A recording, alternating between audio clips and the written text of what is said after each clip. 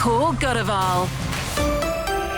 BBC Radio London. It is 5:40. Shay Grewal here with you on BBC Radio London until 6 p.m. Team and I, we were having a really lovely conversation a couple of weeks ago talking about this month of December and just how much festive joy there is as many are gearing up to celebrate Christmas. But in the coming weeks, something I'm really keen to do as well is talk about the various faith communities based in London and some of the celebrations that they have and anniversaries that they are marking in this month of December. So for this part of the show, I wanted to focus on the Sikh community, as the 29th of December marks a very special day for many Sikhs across the world, and of course here in London, which is home not only to the oldest Sikh temple in Shepherd's Bush, but of course the largest Sikh temple in the whole of Europe. It's known as a Gurdwara or Gurdwaras. Well, the date 29th of December, it's historically significant. So the day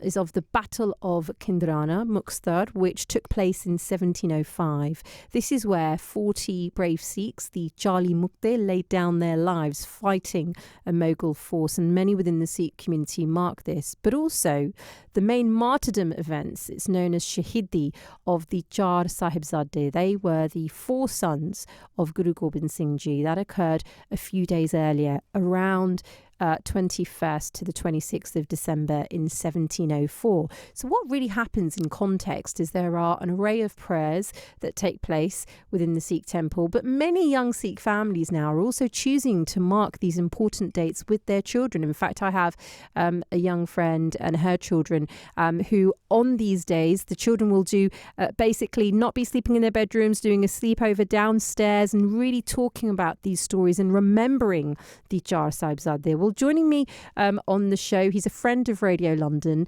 I'm joined in the studio now with Harinder Singh. He is an author and senior fellow at the Sikh Research Institute. Harinder, it's great to have you back on BBC Radio London. It's wonderful to be back. Thank you. Firstly, how taken are you by the festive lights? There's a lot of lights here in London. I was just walking from the Oxford Circus to here, but this is global, right? Yes. You even see this in parts of the world where, even in Punjab, for example, in India. Yes. Yeah. People may not necessarily religiously celebrate Christmas, but culturally they definitely do, don't they? That's right. It's commercialized more, so you see it as well. That's a very good point. Yes. But it's great to have you here because I wanted to talk to you a little bit more about the month of December and how for the Sikh community, as I was just outlining there, and I feel you're going to do better, is a very important month of the year as well, but for, of course, different reasons. So let's talk a little bit about the Char Sahibzade, shall we? Sure. Sahibzade, Sahib means sovereign and Zade means son, so sovereign son. Okay. Because we refer to Guru Gobind Singh as Guru here is a sovereign. And this is relatable from two angles in England. If you think about early 1700s in England, yes, this is when the Great Britain happened. Okay. So the two empires came together. It's a similar time in India. The Sikh empire is being set up by Guru Gobind Singh. So what is a coronation day for him? This is the 350th anniversary. What kind of empire was he setting up? So in his empire, if you look at it from that angle, his mission became, how do you give power to the people? Okay. How do you fight the imperial forces? Yeah. So this is why Sikhs are marking this 350th anniversary as well. And also, it's important for me to mention the martyrdom of Guru Gobind Singh Ji's mother, Mata Gujri, and of course, as you mentioned earlier, her four grandsons. But what is the message around and the context, I guess, of all of this? Sure. So again, it comes back to empire for what? So if you look at empires in the world, they are basically about lineages and their power. Yes. Even today, in a new forms of, if you look at the geopolitical climate globally right now. Well, in this case, in Guru Gobind Singh's, you have his mom, who is, martyrdom I know is a Semitic tradition word, but if I put it from a Sikh perspective, we actually don't feel sorry about these things. Okay. We mark it with great celebration as well. Right. Because martyrdom in Sikh tradition is about witness unto truth. Okay. So this is not a day of, grievance for us. Yes. It's a day of reminder that his own mother and all 4 of his sons, if you think about in your empire, you're preparing your offsprings to take over. Yes. He's saying, no, we are preparing people to take over. Okay. So this is a remarkable departure from the global traditions, religious and political, that his own family is at the forefront of sacrifices, giving up their own lives. So people of Punjab, the people of South Asia, beyond the caste discriminations, beyond the hegemonic empires at that time, Mughal empires, can experience their own freedoms. And if you look at even, you mentioned the 40 Mukte, Yes. Mukte literally means the liberated ones. Okay. Mukti is liberation. So even in their case, they were led by a woman. And this is something I want to specifically mention. Her name is Bhago. Okay. So the world is still debating whether women can lead infantries in current armies for last 20 years, even the Western democracies like UK and US. Guess what?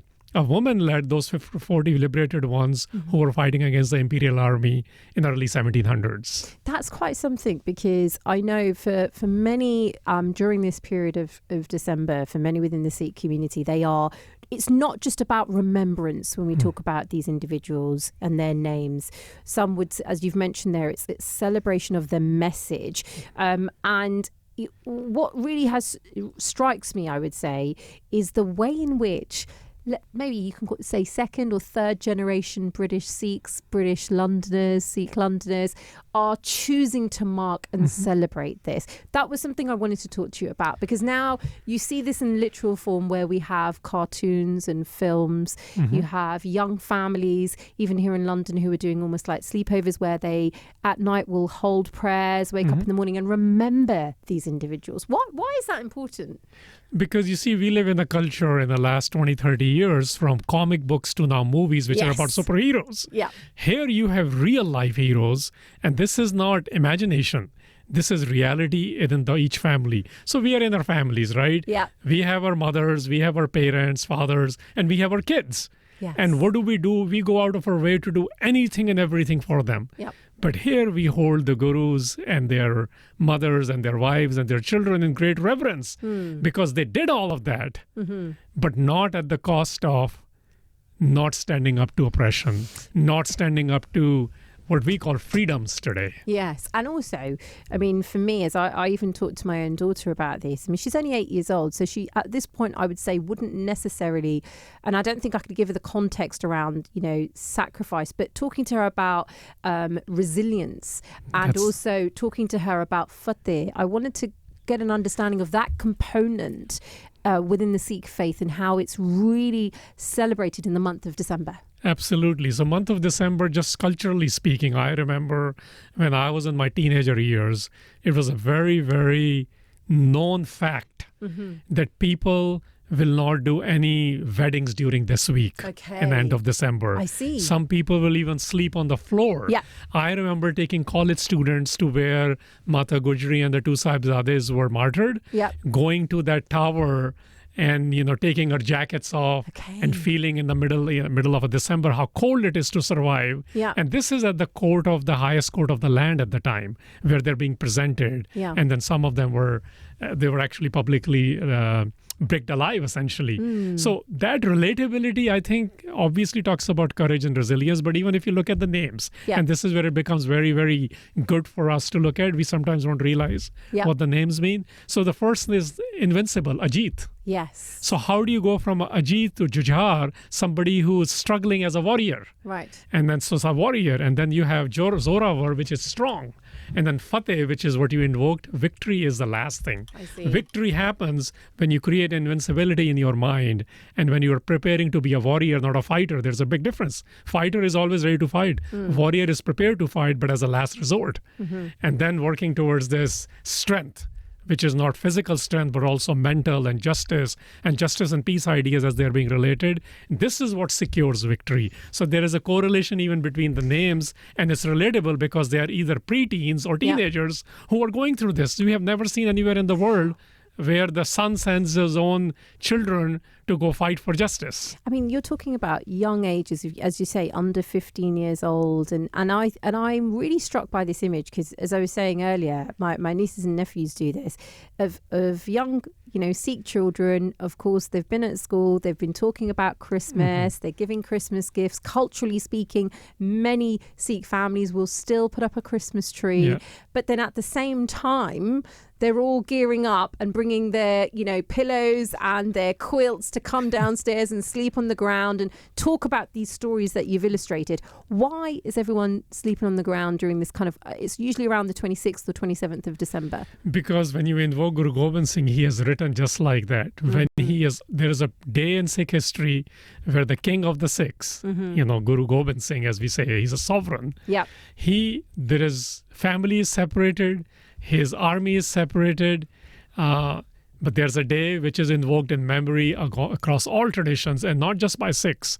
Even Hollywood numbers sang this one Shabad, Mittar Pyare Nu Hal Muridan Da Kehna, which loosely means, go tell the beloved the condition of his yearning disciples. And there's a line in that one, that I rather sleep on the blades of grass rather than under the amazing quilts which are decorated beds. The point being, at what cost? He says, may I not be separated from the one.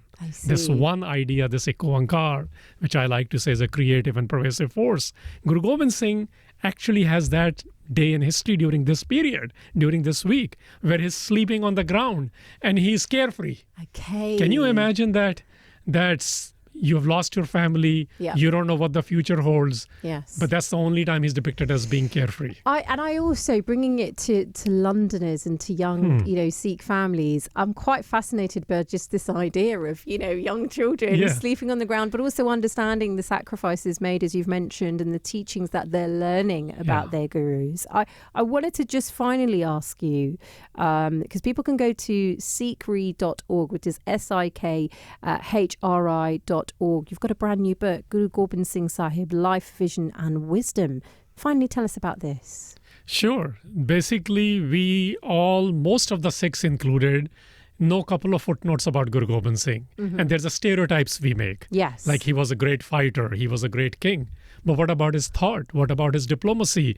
What about the trainings he gave for 24 years before the power to the people was granted? Yes. So all of those things are being discussed in this book with some primary and secondary sources. But more importantly, I want to come back to how you started this show. Yes. You said this is about, we live in interfaith communities. Well, even in Guru Gobind Singh's period, including his Sahibzadas, when they're martyred and the state would not allow their last rites. Yes. The person who bought the land to do the last rites of the two of the Sahibzada was not a Sikh man, he was a Jain man of a Jain community. So the Hindus of Punjab, the Jains of Punjab, the Muslims of Punjab, the Sikhs of Punjab at the time, and now you can add more traditions, they all saluted the Guru because Guru did not represent power to the Sikhs. Guru represented power to the people, and he entrusted the Sikhs to ensure to continue that. And that's the wisdom of Guru Gobind Singh, which needs to be celebrated, that while I am connected to the one, my source of strength, what I do in public life is securing everyone's rights, not just your own communities. It's quite the message, as we talk about during this period of December, a message of hope, but also this particular message is a message of resilience. That's what comes across to me, and one of real compassion and leadership. It's such a pleasure having you, Harinder. Every single time you come, I'm like a sponge, and I'm sure our listeners are too, really soaking up all that you have to say. The book, people can order, can't they, on the website. And if you'd like more details, it's sikhri.org. Harinder Singh, such a pleasure having you on Radio London. Thank you for having me.